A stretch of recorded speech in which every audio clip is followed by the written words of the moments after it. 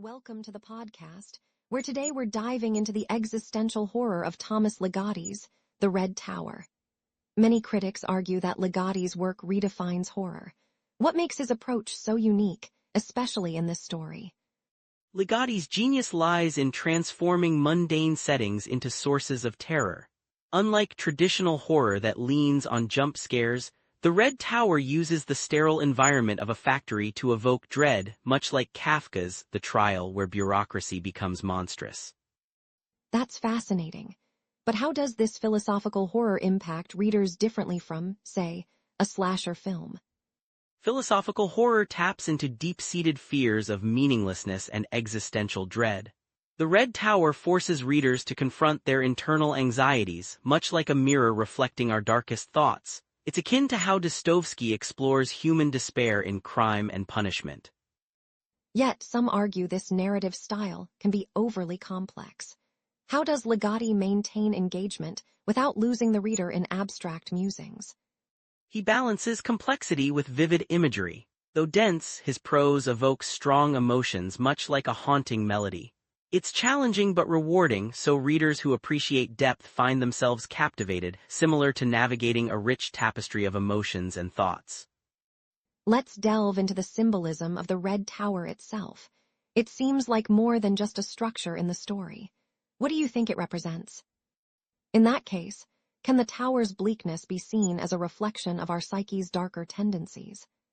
Absolutely, the tower's sterile and soulless nature mirrors the void of despair within us.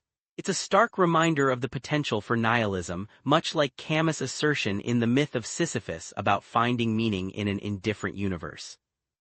But could there be an argument for a more hopeful interpretation? Maybe the tower also represents resilience or the search for meaning. There's certainly room for that. Similar to how Viktor Frankl discusses finding purpose amidst suffering, the tower could represent the struggle for meaning. It's a testament to human endurance against existential challenges, even when hope seems elusive. It's both a challenge and an allure. The complexity demands engagement, much like decoding a puzzle. While it might deter some, it offers profound satisfaction for those who invest the effort, similar to unraveling the intricate layers of a David Lynch film. Yet there's a concern that such complexity might alienate readers seeking straightforward horror. How does Ligotti address this balance? He compensates with atmospheric tension and philosophical depth. It's like listening to a symphony. The more you immerse yourself, the richer the experience. Ligotti's work isn't for casual consumption, it's an intellectual and emotional exploration. Could simplifying the prose diminish the story's impact, or would it widen its accessibility? Simplifying might dilute its essence. The complexity is integral, much like a rich novel that demands contemplation. It's not about accessibility but about offering a deep, thought-provoking journey that challenges and expands the reader's perspective. Looking ahead, what does the future hold for existential horror in literature?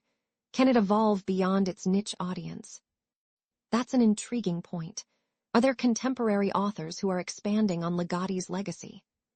Digital media offers new platforms for storytelling, but the depth of literature remains unrivaled. As people seek thoughtful content, existential horror can thrive, offering a counterbalance to quick consumption media, urging deeper reflection.